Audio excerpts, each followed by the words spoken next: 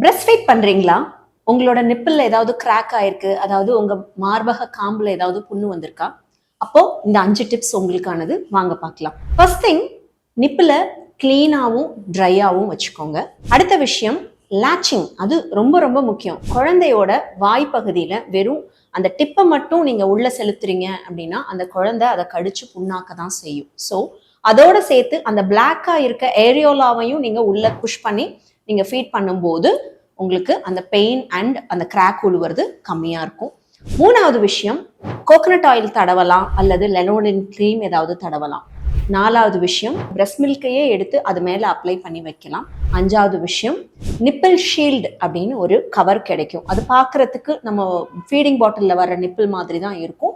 அதை நீங்க உங்க நிப்பிள் மேல கவர் பண்ணிக்கிட்டு நீங்க பிரஸ்ட் ஃபீட் பண்றீங்க அப்படின்னா அது அடிபடக்கூடியது கொஞ்சம் குறைவா இருக்கும். இது போன்ற இன்ட்ரெஸ்டிங் ஃபேக்ட்ஸ் பத்தி தெரிஞ்சுக்கிறதுக்கு நம்ம பேஜை ஃபாலோ பண்ணுங்க. நான் டாக்டர் அகிலா திரு. தேங்க்யூ.